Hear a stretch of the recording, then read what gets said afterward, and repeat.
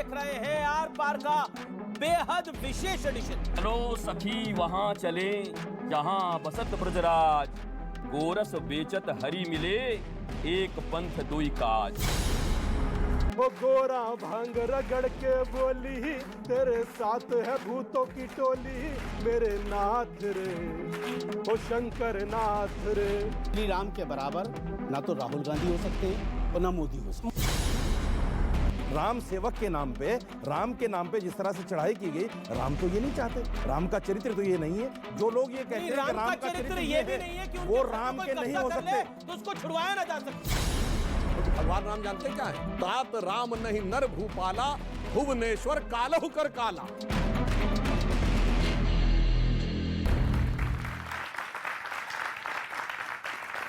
नमस्कार व्यूअर्स, मैं हूं अमीश देवगन और आप देख रहे हैं आर पार का बेहद विशेष एडिशन। सनातन में श्रद्धा रखने वाले देश और दुनिया के करोड़ों लोगों के लिए क्या नया साल गोल्डन ईयर यानी स्वर्ण साल साबित होने जा रहा है। ऐसा मैं इसलिए कह रहा हूं क्योंकि दशकों से रामलला के जिस भव्य और दिव्य मंदिर का इंतजार था, उसका प्रथम तल यानी फर्स्ट फ्लोर अक्टूबर 2023 में बनकर तैयार हो जाएगा। ज्ञानवापी और मथुरा का मुद्दा भी जोर पकड़ रहा है और तो और सलमान खुर्शीद को राहुल गांधी में श्री राम नजर आने लगे हैं। अरविंद केजरीवाल खुद को कृष्ण का अवतार बताने लगे हैं और यूपी चुनाव के दौरान तो वासुदेव कृष्ण सपने में अखिलेश यादव को दर्शन देने आए थे। इतना ही नहीं, कांग्रेस के दिग्गज नेता पूर्व केंद्रीय मंत्री ए के एंटनी कह रहे हैं कि कांग्रेस को चुनाव जीतना है तो बहुसंख्यकों को साथ लेना ही पड़ेगा, वरना मोदी को हराना अब मुश्किल हो चला है। इसलिए कांग्रेस के नेता मंदिर जाने वालों और तिलक लगाने वालों को दरकिनार अब नहीं कर सकते। और मुद्दा सिर्फ सियासत का नहीं है, क्योंकि काशी और केदारनाथ से लेकर महाकाल लोक तक सनातन आस्था के तमाम बड़े केंद्र अब पहले से ज्यादा दिव्य और पहले से ज्यादा भव्य हो चुके हैं। तो सवाल है कि क्या नववर्ष, नया साल भी सनातन आस्था के नाम पर रहने वाला है? आज इसी पर होगी जनता के बीच सबसे बड़ा संवाद। 2023 सनातन का स्वर्ण साल। स्वागत है आपका आज के इस विशेष एडिशन में आर पार के। सियावर रामचंद्र की, सियावर रामचंद्र की। जय जय श्री राम। क्या मौजूदा दौर सनातन श्रद्धा का सबसे शानदार दौर है? क्योंकि सनातन आस्था से जुड़े मुद्दे गिनते जाइए। अयोध्या में भव्य राम मंदिर का प्रथम तल अक्टूबर 2023 में तैयार हो जाएगा। ज्ञानवापी और मथुरा का मुद्दा जोर पकड़ रहा है। उज्जैन में भव्य महाकाल लोक और काशी विश्वनाथ कॉरिडोर से लेकर बद्रीनाथ और केदारनाथ तक सनातन आस्था के कई बड़े केंद्रों को पहले से भी ज्यादा दिव्य और पहले से ज्यादा भव्य बनाया जा चुका है।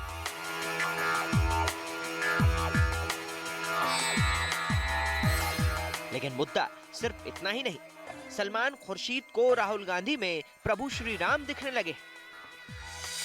भगवान राम की खड़ाव बहुत दूर तक जाती है, तो कभी कभी खड़ाव लेकर भी चलना पड़ता है। हमेशा हमेशा भगवान राम नहीं पहुंच पाते हैं तो खड़ाव लेकर चलना पड़ता है।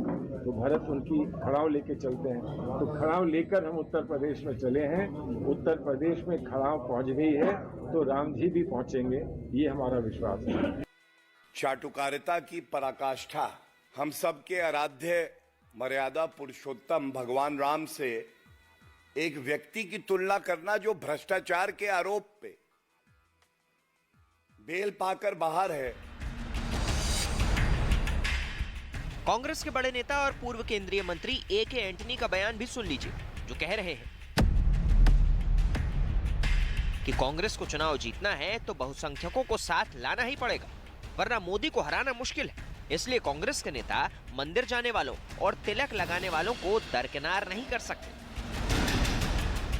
अरविंद केजरीवाल खुद को कृष्ण का अवतार बताने लगे और यूपी चुनाव के दौरान वासुदेव श्री कृष्ण अखिलेश यादव के सपने में आए थे।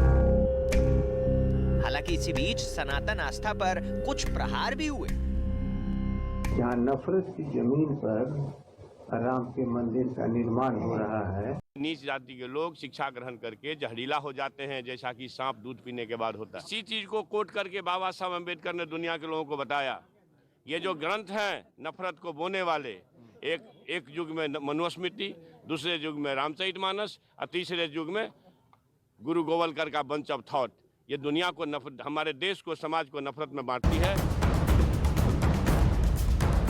लेकिन कुल मिलाकर आस्था के केंद्रों से लेकर सियासत तक हिंदुत्व पर जिस तरह जोर दिख रहा है, क्या ऐसे में माना जा सकता है कि मौजूदा साल सनातन आस्था वालों के लिए एक अहम साल साबित होने वाला है? आज इसी पर जनता के बीच होगा सबसे बड़ा संवाद। चर्चा सबसे पहले तो हमारे तमाम मेहमानों का अभिनंदन है, तमाम व्यूअर्स का अभिनंदन है। मेरे साथ आज जुड़ रहे हैं खास तौर पर डॉक्टर सुधांशु त्रिवेदी, भारतीय जनता पार्टी के लोकप्रिय प्रवक्ता हैं, सांसद हैं, आपका अभिनंदन है। और इस साल जो स्पोक्स पर्सन की रेटिंग आई उसमें नंबर 1 पर भी आए, तो उनका जोरदार स्वागत है एक बार फिर से। मेरे साथ स्वामी दीपांकर हैं, आध्यात्मिक गुरु हैं, उनका अभिनंदन है। मेरे साथ ऋत्वेश्वर जी महाराज हैं, सदगुरु, आपका भी अभिनंदन है, जोरदार तालियों से स्वागत करिए।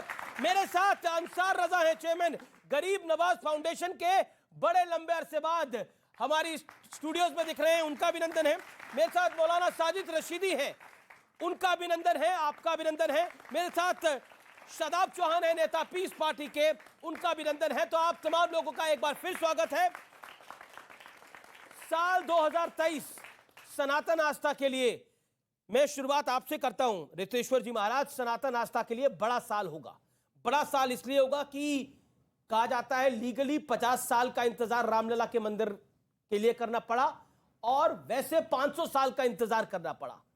क्या कहना चाहते हैं? आपने बहुत दिव्य और भव्य कार्यक्रम रखा है, जो पूरे सनातन धर्मावलंबी, मतावलंबी पूरे विश्व में जो हैं, इससे वो प्रसन्न होंगे। और पिछले साल आपने कहा कि सबसे सुपरहिट था, ये इस साल भी होगा, क्योंकि आपने एक ऐसा सवाल उठाया है। देखिए 2023 आ रही है, लेकिन 2022, 2014 से जो कुछ इस देश में होता आया है, कभी भी कोई सत्य बात कहने में किसी को गुरेज नहीं होनी चाहिए। यद्यपि आपको लोग दलाल कह देंगे, आपको सत्ता के दलाल कह देंगे, किसी पार्टी से जोड़ देंगे, मेरा ये कहना है जो राष्ट्रीयता, सनातन धर्म, सनातन मत और भारत के विकास के लिए काम करे, सबके हित के लिए काम करे, उसके पक्ष में खड़ा होने में अगर कोई दलाल कहता है तो 100 बार दलाल कहलाने में भी हमें कोई गुरेज नहीं होना चाहिए। और मैं मानता हूं कि भारत देश के प्रधानमंत्री श्री नरेंद्र मोदी जी और मैं जिस प्रदेश से आता हूं, आपने भी नाम लिया मथुरा, मैं अयोध्या में भी और हमारी काशी में भी, मैं सब जगह गया।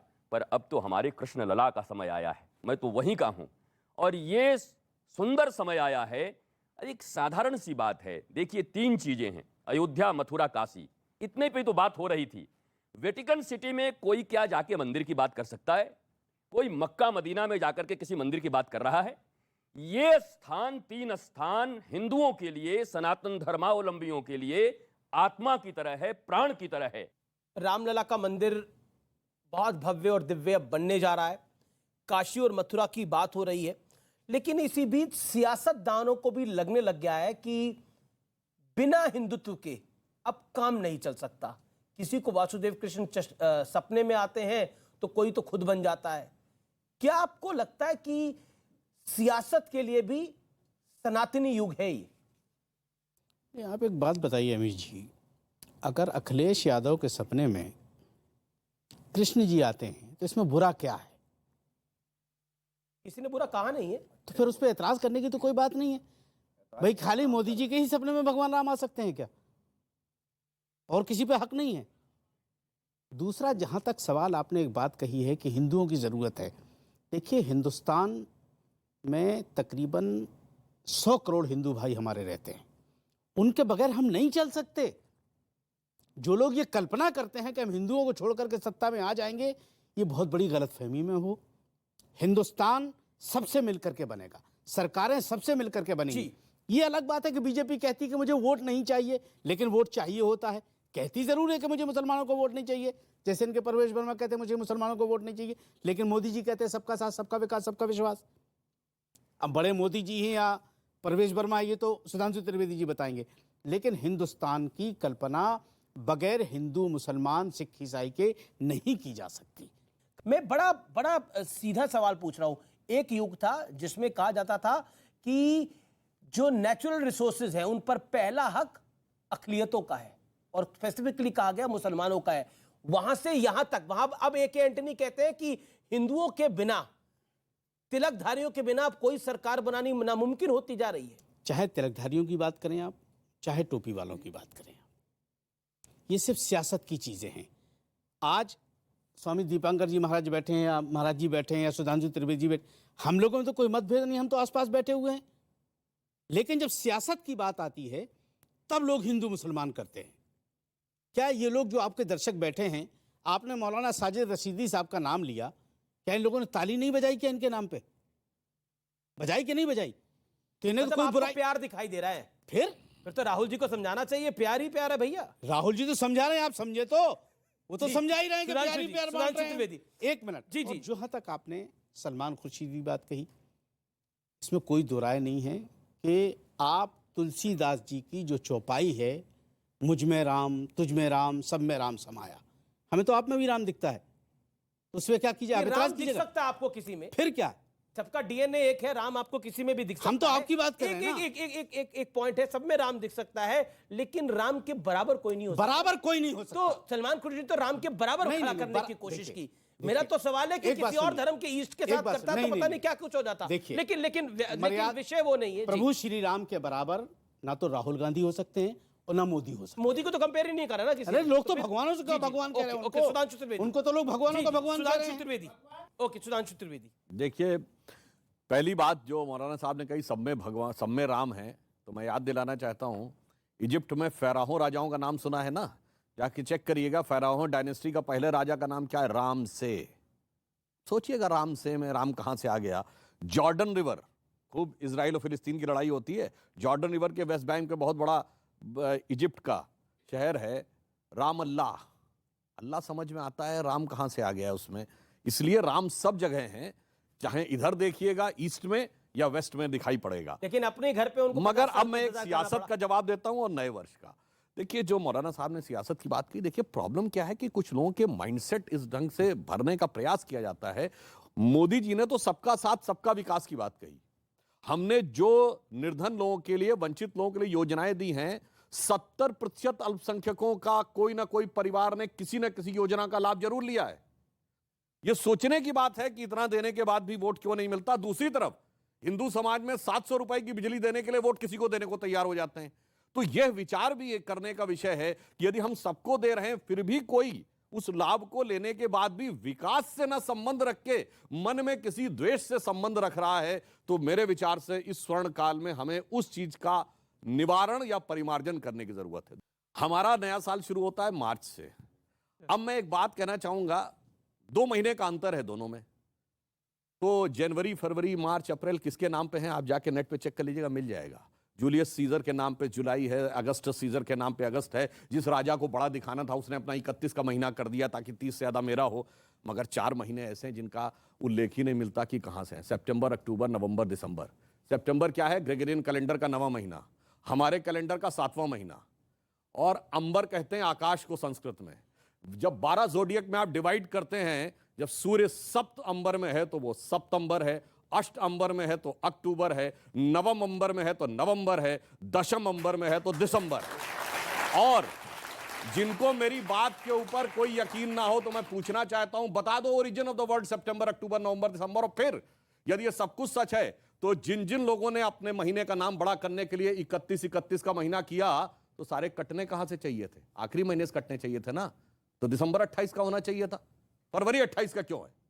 इसका अर्थ साफ है कि जैसे हमारा जिस समय चैत्र शुक्ल प्रतिपदा आती है मार्च के महीने में, सारी दुनिया में एक जमाने में वही कैलेंडर था। मगर अफसोस कि आज हम उसमें आ गए हैं।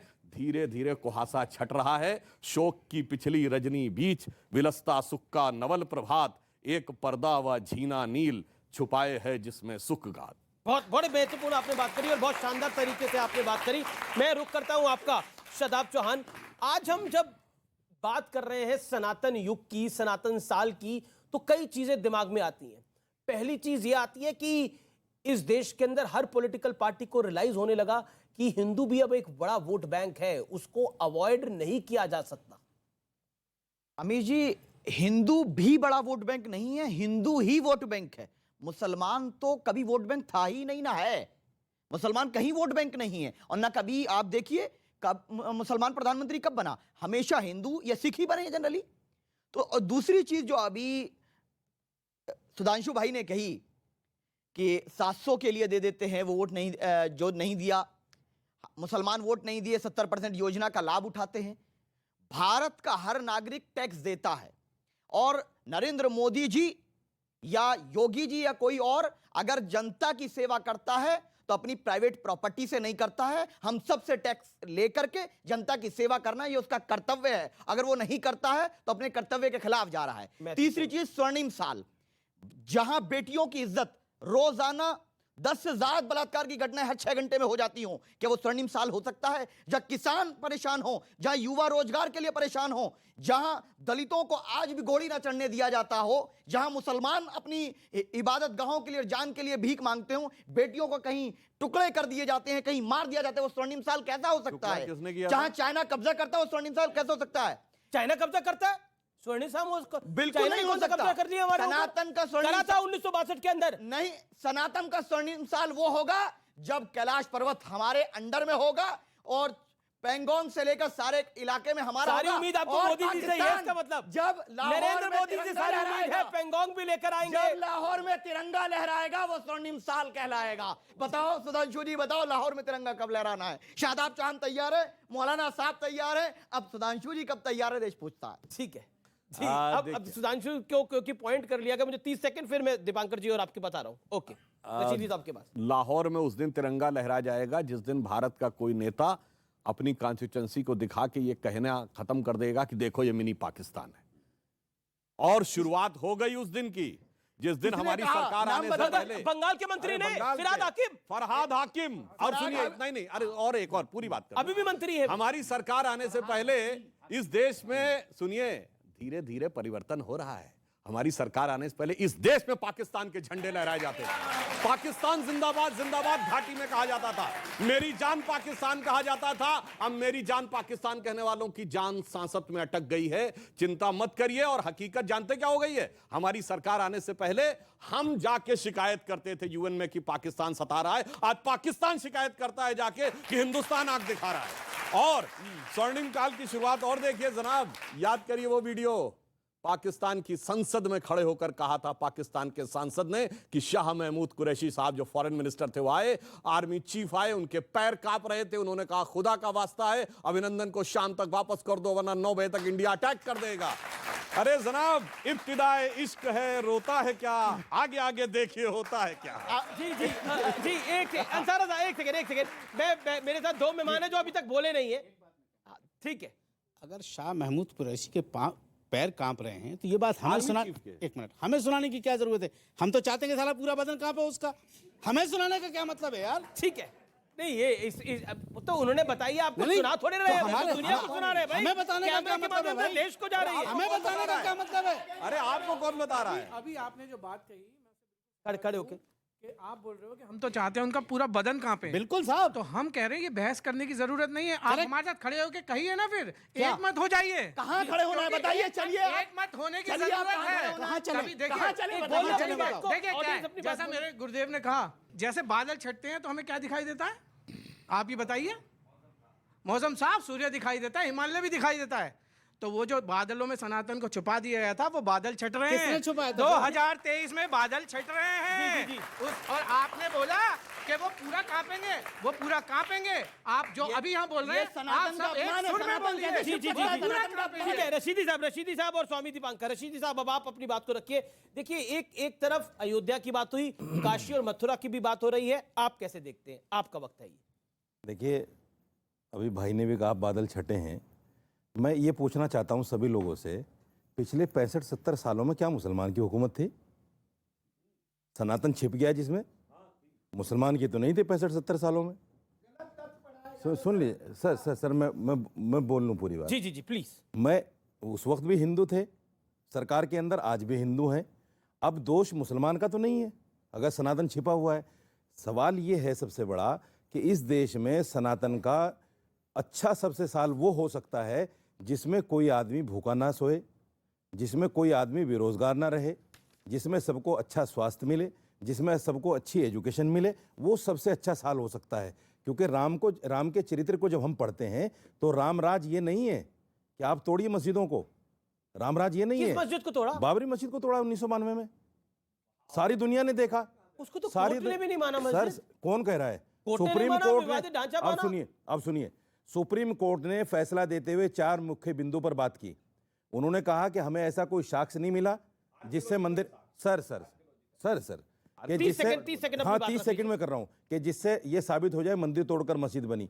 उन्होंने कहा कि 1949 में मूर्ति जो रखी गई वो चोरी से रखी गई। उन्होंने कहा 92 में जो बाबरी मस्जिद तोड़ी गई इनलीगल तोड़ी गई। उन्होंने कहा जो लोग इस कॉन्स्पिरेसी में शामिल थे उन पर सजा होनी चाहिए।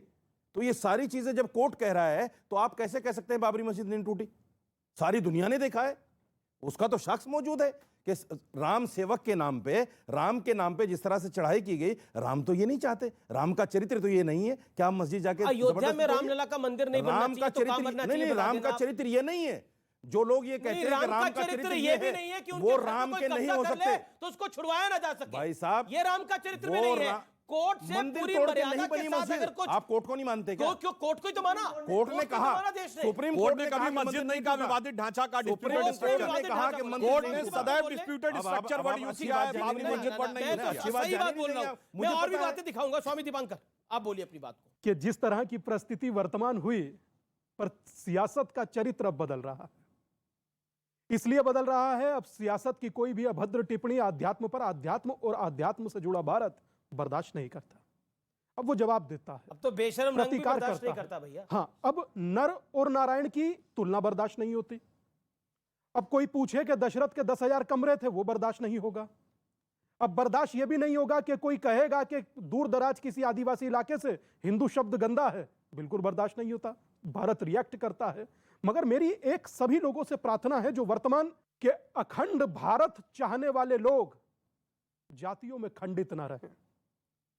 पहले हिंदू बने, सनातनी बने, उसके बाद भारत को बढ़ता हुआ देखें। और निसंदेह एक बात हमेशा याद रखिएगा, बढ़ते चले थे जब हम यारो आगे, तब कोई भी हमको डरा ना सकेगा। सूर्य की भांति जब चमकेंगे हम सब, अंधेरा तब हमको डरा ना सकेगा। धर्म और आस्था जो लुप्त हुई है, कोई ना कोई इसको जगा कर चलेगा। और जीना मरना देश धर्म की खातिर, धर्म ही हमको यारो बचा कर चलेगा।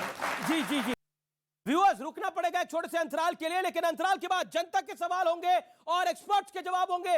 आप देख रहे हैं सनातन आस्था का स्वर्ण साल 2023। ब्रेक के बाद हाजिर होते हैं। मेरा भोला है भंडारी, करे नंदी की सवारी। शंभुनाथ रे ओ शंकर नाथ रे, ओ गोरा भांग रगड़ के बोली, तेरे साथ है भूतों की टोली। मेरे नाथ रे ओ शंकर नाथ रे।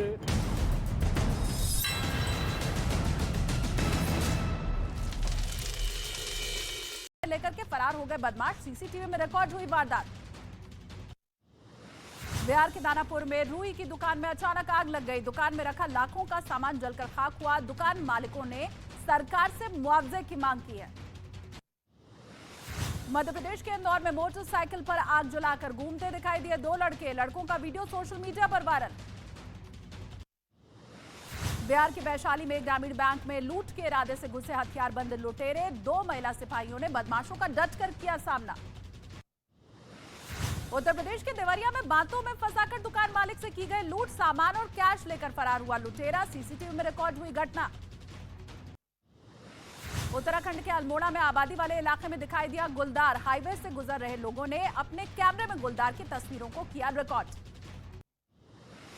मध्य प्रदेश की मुरैना में तेलंगाना एक्सप्रेस ट्रेन 2 हिस्से में बंट गई। स्टेशन पर ट्रेन की रफ्तार कम होने की वजह से टला हादसा। 2 कोच के बीच की कपलिंग टूटने की वजह से 2 हिस्सों में बटी ट्रेन। उत्तर प्रदेश के बहराइच में मामूली विवाद पर आपस में महिलाएं भिड़ गई। मारपीट का वीडियो सोशल मीडिया पर वायरल। राजस्थान के डूंगरपुर में प्रिंटिंग प्रेस के मालिक पर दिन दहाड़े हुआ हमला। वसूली का विरोध करने पर बदमाशों ने लोहे की रॉड से किया वार। उत्तर प्रदेश के जालौन में लड़कियों के बीच जमकर हुई मारपीट। बीच बचाव करते नजर आए दूसरे छात्र। लात घूसे चलने का वीडियो वायरल। उत्तराखंड के हरिद्वार में दिखा हाथियों का आतंक। देर रात जंगली हाथियों का झुंड रिहायशी इलाके में घुसा। हैदराबाद में सेल्फी लेने के लिए वंदे भारत के कोच में चढ़ा एक शख्स गेट बंद होने की वजह से 200 किलोमीटर दूर पहुंचा। उत्तर प्रदेश के बुलंदशहर में हॉस्पिटल स्टाफ और मरीज के परिजनों के बीच हुई मारपीट की घटना। सीसीटीवी में रिकॉर्ड। आरोपियों के खिलाफ केस दर्ज।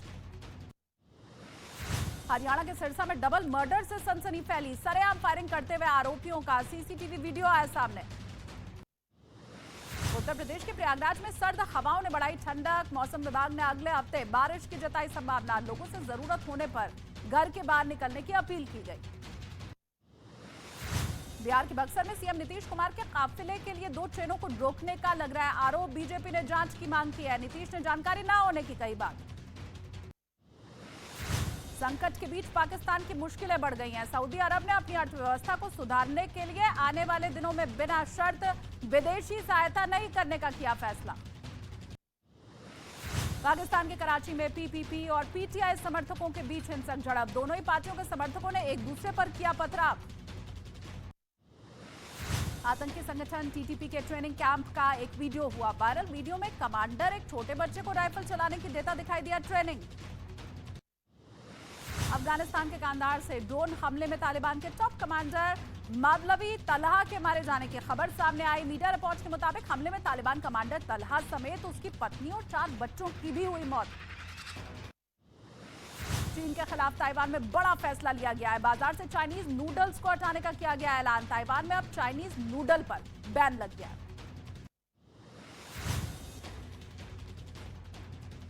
अरुणाचल बॉर्डर के करीब चीन की नई चालबाजी। ब्रह्मपुत्र के पानी का रुख मोड़ने की साजिश। एक के बदले 8 बांध से भारत का करारा जवाब। रूस के सेंट पीटर्सबर्ग में कार सवार ने जेब्रा क्रॉसिंग पार कर रहे लोगों को रौंदा। घटना का सीसीटीवी वीडियो आया सामने। यूक्रेन पर मिसाइल हमले का खतरा बढ़ता जा रहा है। यूक्रेन में बॉम्ब शेल्टर बनाने का काम हुआ तेज। न्यूजीलैंड की पीएम जेसिंडा आर्डर्न ने इस्तीफा देने का ऐलान किया है। जेसिंडा आर्डर्न ने अगले महीने प्रधानमंत्री पद छोड़ने की घोषणा की।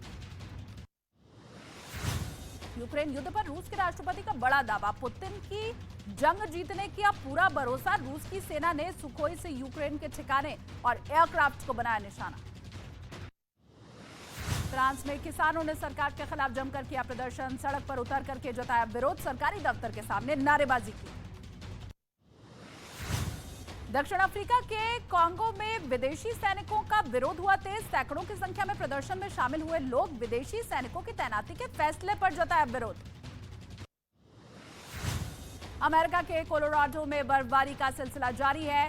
डेनवर में बर्फबारी के बीच एक डॉग मस्ती करता दिखाई दिया।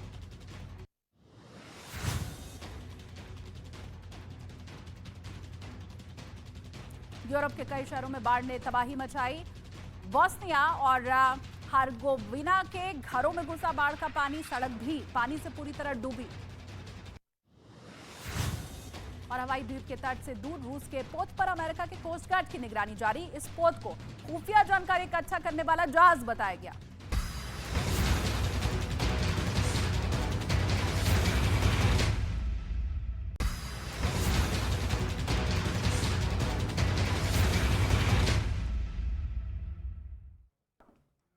और चलिए अब आगे बढ़ते हुए देश और दुनिया की तमाम बड़ी खबरें आपको दिखा देते हैं। शुरुआत करते हैं ताबड़तोड़ 50 की।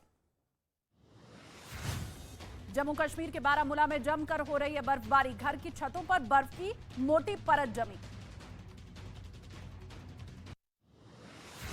जम्मू कश्मीर के गुलमर्ग में बर्फबारी का लुत्फ उठाते दिखाई दिए सैलानी। दूर दूर से यहां पर्यटक पहुंच रहे हैं।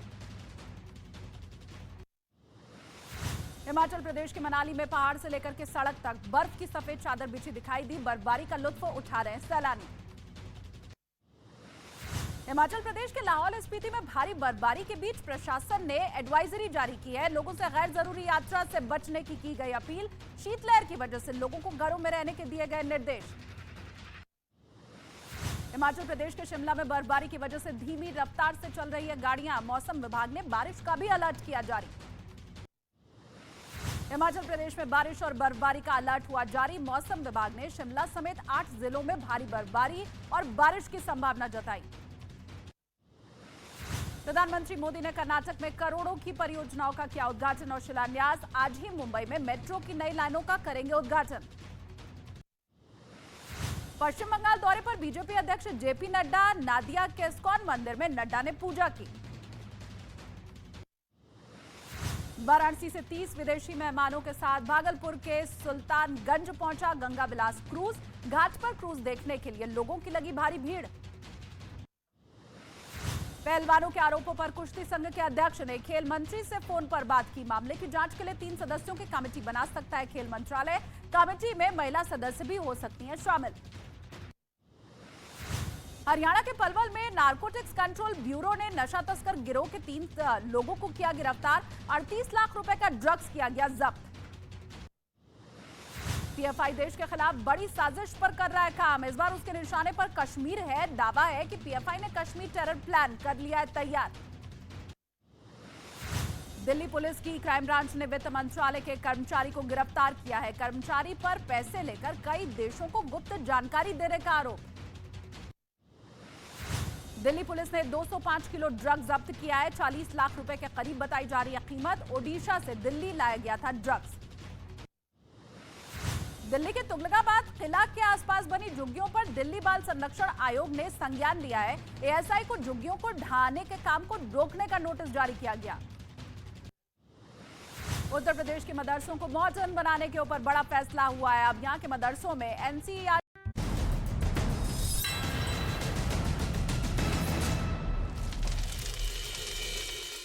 वेलकम बैक व्यूअर्स, आप देख रहे हैं न्यूज 18 इंडिया पर प्राइम टाइम का सबसे ज्यादा देखे जाने वाला शो। और आज मैं आप सबका शुक्रिया भी अदा करता हूं क्योंकि साल 2022 में आपने इसको देश का नंबर 1 कार्यक्रम तो बनाया ही बनाया, साथ ही साथ डिजिटली भी सबसे ज्यादा प्यार दिया। तो अभिनंदन आपका, शुक्रिया आपका, एक बार फिर स्वागत है आपका आर पार के इस विशेष एडिशन में। अब मैं कुछ सवाल लूंगा लेकिन उससे पहले एक मैं बयान दिखाना चाहता हूं। वो बयान जरूर देख लेना चाहिए और आप सबको जरूर पढ़ना चाहिए वो बयान, क्योंकि वो किसी और चैनल पर दिया गया बयान है जिसके ऊपर बड़ा जबरदस्त रिएक्शन आ रहा है बीते कुछ दिनों से। वो बयान में पहले पढ़ता हूं, फिर मैं उस शख्स का नाम भी आप लोगों को बता दूंगा। आज मुसलमान खामोश है, आप लोग भी देख सकते हैं स्क्रीन के पीछे। आज मुसलमान खामोश है, मेरी आने वाली नस्ल 50 साल के बाद, 100 साल के बाद एक इतिहास जब उनके सामने आएगा कि हमारी मस्जिद को तोड़कर मंदिर बना दिया गया या मुस्लिम शासन आ जाए, क्या इस बुनियाद पर मंदिर तोड़कर मस्जिद नहीं बनाई जाएगी? ये बयान आपको लगता है सही है? पहले आप अपनी राय दीजिए, फिर मैं। तो बिल्कुल गलत है जी। पहले भी मंदिर तोड़ के मस्जिद बनाया गया था। जी जी जी। और फिर आप उसकी कल्पना कर रहे हैं। सर मैं अयोध्या वासी हूँ। जी जी, खड़े होके बोलिए। और सारजू से लेके हनुमानगढ़ी तक कोई भी मंदिर मस्जिद नहीं है और ना थी कभी। आज कैसे कहा जा रहा है कि मस्जिद छोड़ी गई? जी, अब मैं इसके ऊपर स्वामी दीपांकर और सुधांशु जी आपका रिएक्शन लेता हूं। सुधांशु जी अब आप रिएक्ट करिए, फिर मैं शख्स का नाम बताऊंगा। वो शख्स हमारे बीच में ही है जिन्होंने बयान दिया। बयान ठीक दिया गया है। ये तो हकीकत रही है कि जब जब शासन आया है मंदिर तोड़े गए, थोड़ा और ऐड कर देना चाहिए और उसके बाद ये भी कह देना चाहिए कि मंदिर भी तब तोड़ेंगे जब समय आएगा और एक दूसरे की मस्जिद में धमाके भी करेंगे, क्योंकि वो भी करते हुए खूब दिखाया गया है। ये बयान जो दिया है वो साजिद रशीदी ने दिया है। साजिद रशीदी, ये बयान आपने क्यों दिया? क्या जरूरत थी? गलत बात है। वो स्वामी दीपांकर करे शेमफुल है ये स्टेटमेंट। हाँ बिल्कुल, देखो शर्म आ रही है आपको? हर आदमी को अपनी राय रखने का अधिकार है, स्वामी जी को भी अधिकार है। वो शेम कहें, शेमफुल कहें, मुझे कोई एतराज नहीं।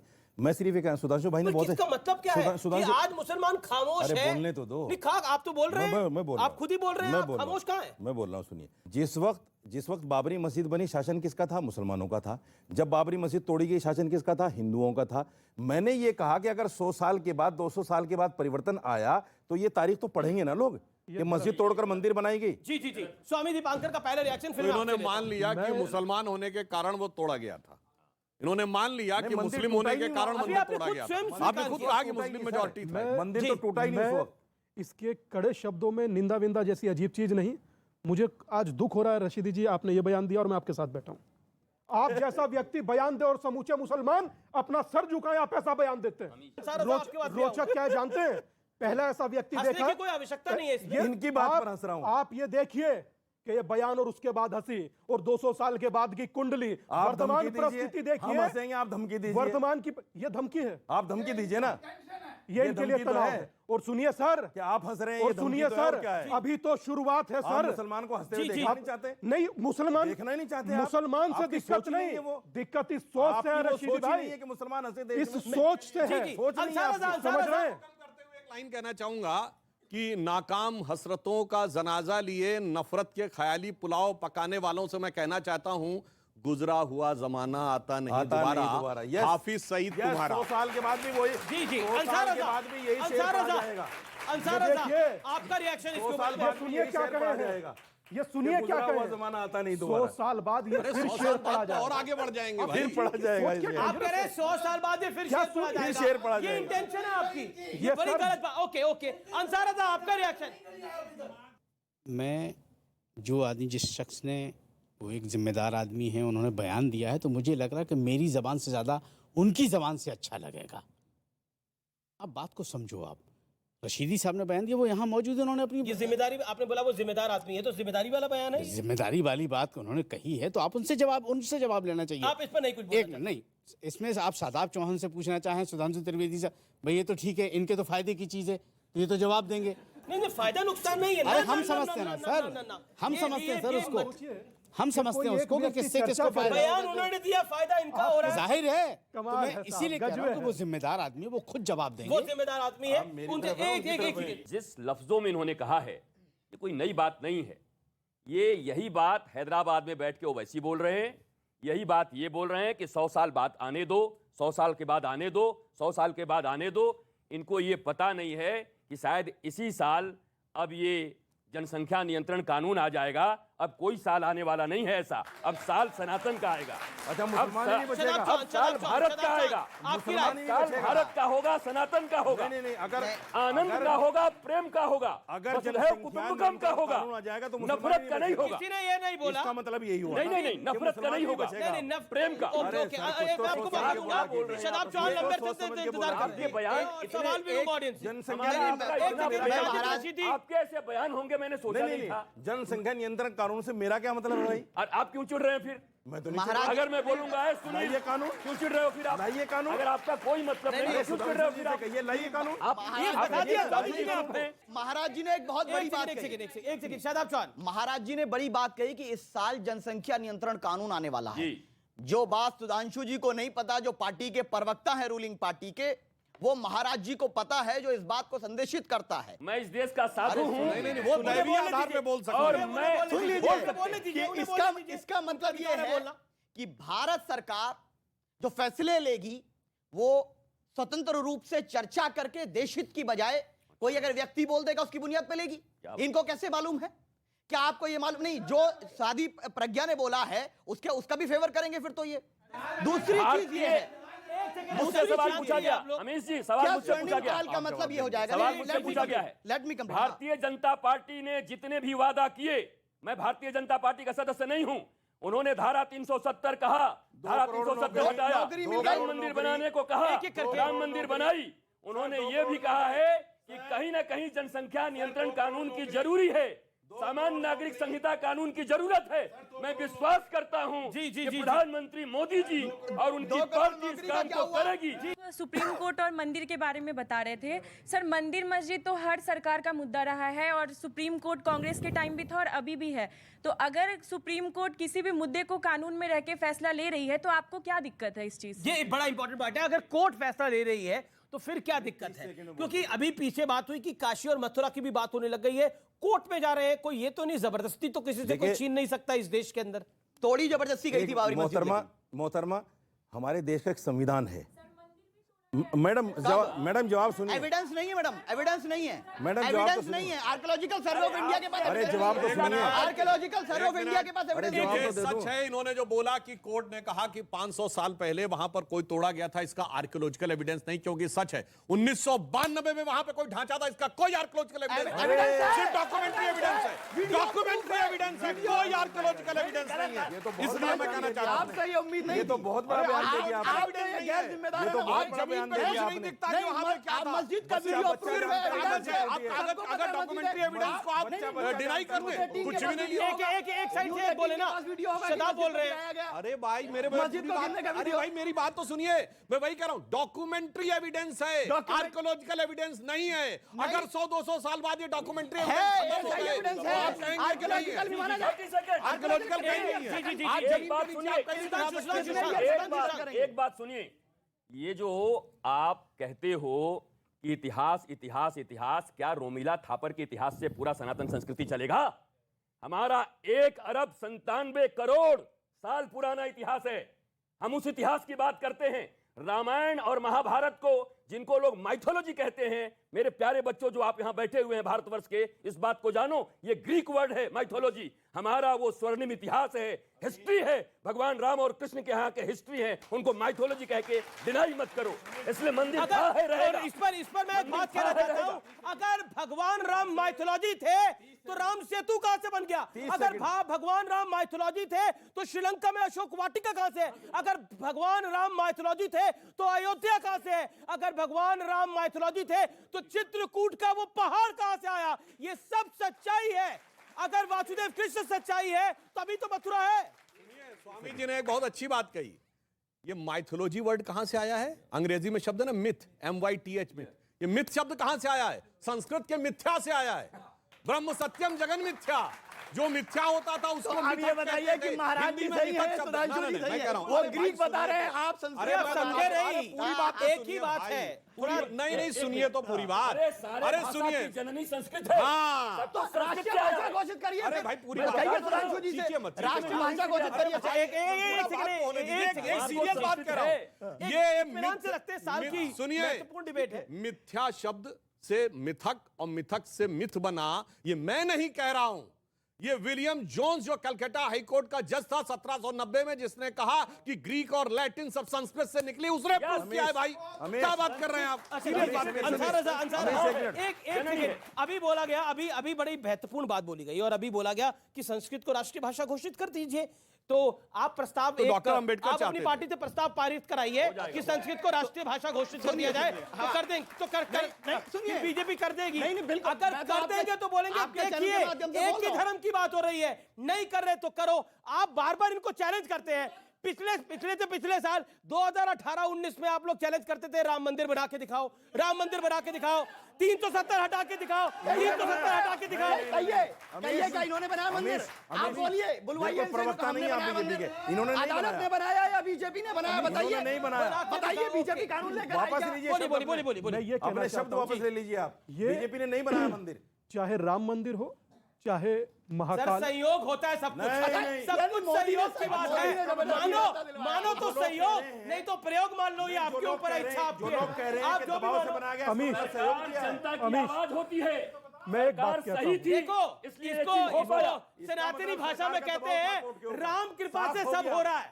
सरकार का दबाव था कोर्ट पर, मेरा आपकी कृपा से वो कहते हैं, प्रभु राम का एक भजन है, मेरा आपकी कृपा से सब काम हो रहा है।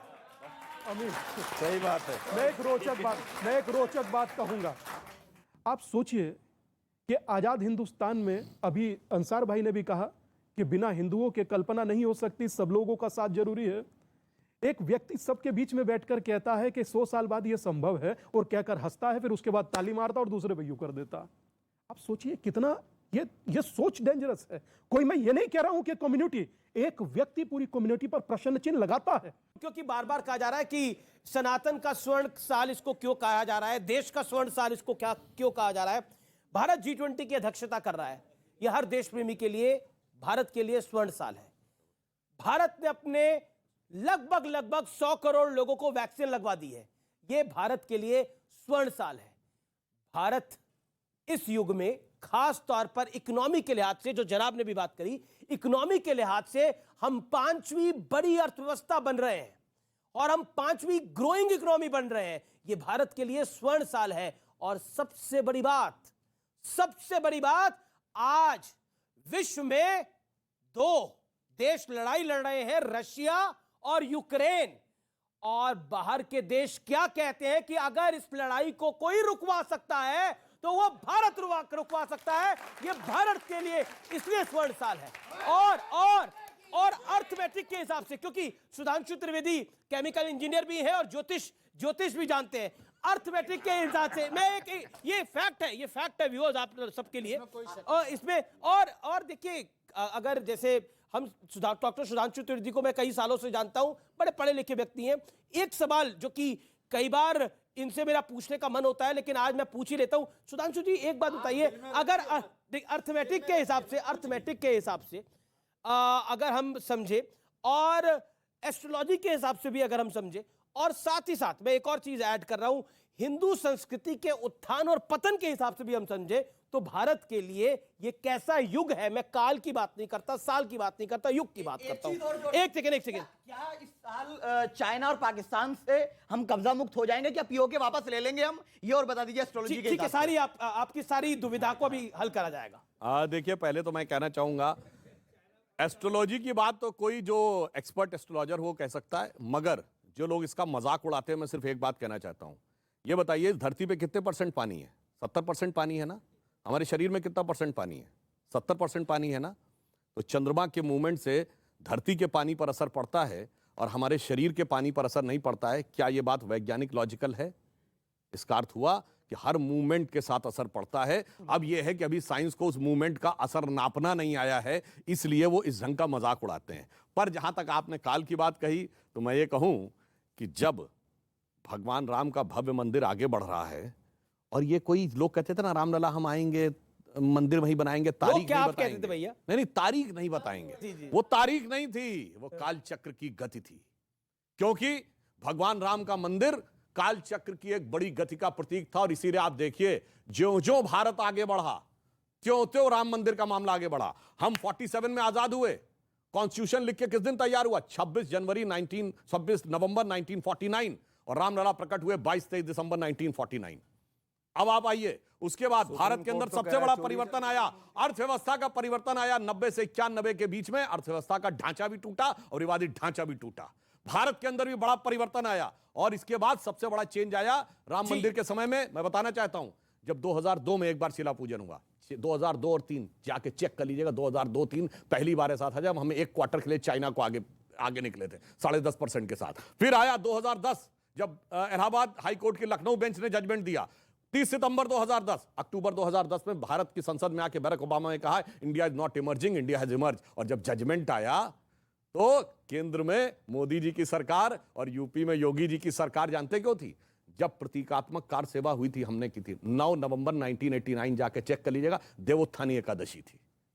30 अक्टूबर 1990 देवोत्थानी एकादशी थी। देवता जागृत हुए थे, वह कार्य सफल हुआ। क्योंकि भगवान राम जानते क्या है? तात ना राम नहीं नर भूपाला। ये कोई मनुष्य नहीं था इनका आप जन्म मांग रहे थे। तात राम नहीं नर भूपाला, भुवनेश्वर कालहु कर काला। ये काल के काल थे और काल चक्र की बदलती हुई गति अब दिखाई पड़ रही है। बड़ा इंटरेस्टिंग है ये एनेक्डोट। ओके, आप कुछ कहना चाहते हैं, बोलिए। ये क्या है, जुमलेबाजी जो है बड़ी अच्छी कर लेते हैं बीजेपी के जितने लोग हैं सारे। और जिसको अमित शाह ने कहा था कि ये 2 करोड़ नौकरियां भी जुमलेबाजी का एक हिस्सा है, सियासी 2 करोड़ नौकरी के लिए सब चल रहा है ना। सर सुन लीजिए, धैर्य रखिए। अच्छा, ये आज मुसलमान खामोश है, ये 2 करोड़ नौकरी के लिए? यहाँ तो आप मंदिर और मस्जिद की बात कर रहे हैं। नहीं, मुसलमान तो इसलिए अच्छा, निजाम मुस्तफा वाले 56 देशों में कितने लोग हैं? बीच वाले सर एक मिनट, जो बीच में बैठे। नहीं, मुसलमान इसलिए खामोश है कि सुप्रीम कोर्ट का जजमेंट आ गया, इसलिए खामोश है। हम इसलिए खामोश नहीं कि हम कमजोर हैं, हम इसलिए खामोश है कि सुप्रीम कोर्ट का जजमेंट है। हम देश के संविधान को उल्लंघन नहीं करना चाहते, हम सुप्रीम कोर्ट के अनादर नहीं करना चाहते, इसलिए खामोश है। मैं समझता हूं कि बहुत सकारात्मक सुधांशु भाई ने कहा, उसके बाद चीजें सकारात्मक ही बढ़े तो ज्यादा अच्छा है। क्योंकि आपको लग रहा है सकारात्मक बढ़ रही है? बेसिक एक तरफ से नहीं बढ़ेगी। मैं तो अब ये मांग करूंगा, सुधांशु जी भी आज यहाँ बैठे हुए हम सभी लोग हैं, हमारी शिक्षा नीति हमारे देश के पुरातन सनातन नीति के अनुसार होनी चाहिए, ताकि आने वाली 3 पीढ़ियों के बाद हर बच्चा गर्व से कह सके मैं सनातनी और मैं भारतीय हिंदू हूं, ये कह सके। बड़ी मैं एक बात, क्योंकि सनातन पे गर्व की बात हुई, सनातन के स्वर्ण साल की बात हुई, एक चीज बीते 3 सालों के अंदर खासतौर पर पोस्ट 2018 हमने देखी है, इसमें सरकारों का अपना काम होगा लेकिन समाज का भी अपना काम होता है, और पीछे बीते 1 साल में हमने इसको ज्यादा देखा है। और इंटरेस्टिंग फैक्ट यह है कि इस बार काशी विश्वनाथ यानी बनारस ज्यादा लोग गए हैं, जितने लोग गोवा जाते हैं उससे ज्यादा लोग काशी विश्वनाथ गए हैं, यानी बनारस गए हैं। तो ये अपने आप में दिखाता है कि ये जो उत्थान है, ये जो संस्कार है, ये अब दिखाई देने लगे हैं। और साथ ही साथ हमें अपनी संस्कृति पे गर्व होना चाहिए। लेकिन एक दौर ऐसा था कि हम अपनी संस्कृति पर सवाल खड़ा करते थे, तो जो हमारी संस्कृति है वो बदल नहीं सकती, चाहे 100 साल हो जाए, रशीदी जी आपके लिए मुखातिब है, चाहे 200 साल हो जाए, चाहे 500 साल हो जाए, हमारी संस्कृति जो थी, जो है, वही रहेगी, वो बदल नहीं सकती। क्या चक्कर आएगा? अभी सुधांशु जी ने कहा, अभी बाबर कई आए चले गए। सुधांशु जी ने कहा है, अरे भाई हम जब नहीं मानते हैं चक्र मानते, आप तो मानते ही नहीं भाई। सुधांशु जी ने कहा है कि चक्र आएगा, बाबर आए चले गए, औरंगजेब आया चला गया, औरंगजेब आया चला गया। आज भी आप अपने घर में चाहेंगे कि मेरा बेटा राम और भरत जैसा हो, औरंगजेब जैसा ना हो, जो अपने बाप को अपने भाई का कटा हुआ सिर देता है। मैंने बोला कि जिस वक्त बाबरी मस्जिद बनी मुसलमान, ओके, ये सच्चाई है। आज जब बाबरी मस्जिद टूटी तो हिंदू शासक थे। आज मैं आपकी बात से खुश हूं। बताइए सनातन आपने कहा, यकीन मानिए मैं जीवन में पहली बार ये शब्द बोल रहा हूं। आज सच में अमीश भाई को सुनकर मुझे लगा हम लोगों को प्राउड होना चाहिए, हम हिंदू हैं, सनातनी हैं। एक पंक्ति कह दो, प्राउड होना चाहिए।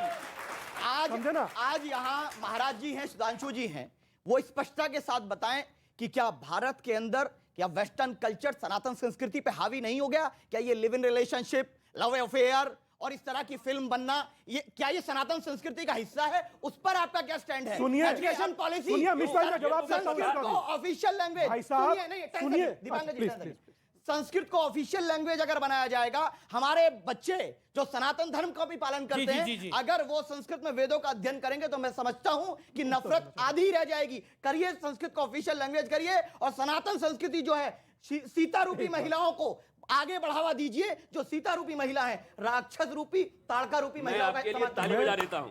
मैं एक बात, इनके लिए ताली बजा। सुनिए, बहुत अच्छा बोला। सादाब के अंदर का चौहान आज दिख गया। चौहान चल गए, सादाब के अंदर का चौहान।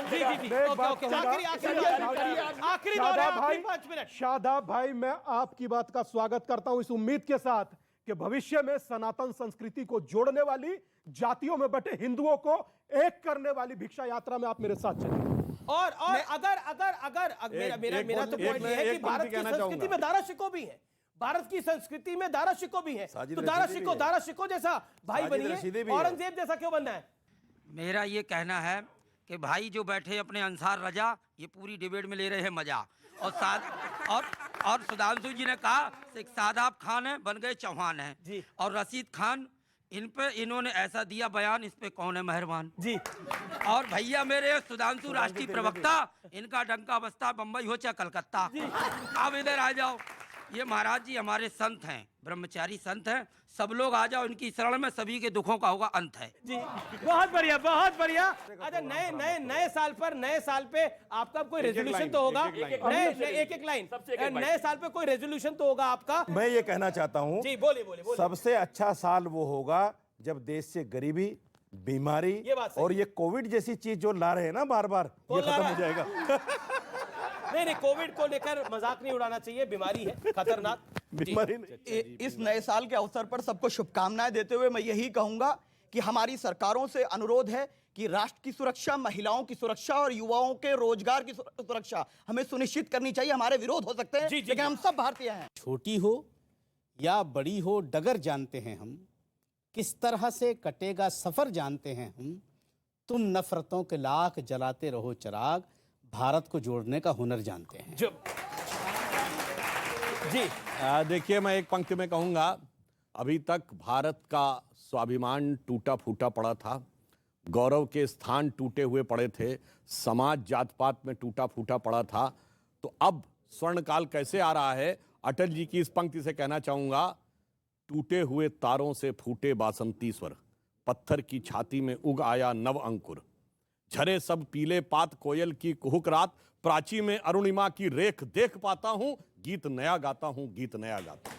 अब आपको तो कोई भजन सुनाना पड़ेगा या कुछ सुनाना पड़ेगा स्वामी जी। चलो सखी वहां चले जहां बसत ब्रजराज, गोरस बेचत हरि मिले, एक पंथ दुई काज। बहुत बढ़िया, बहुत बढ़िया।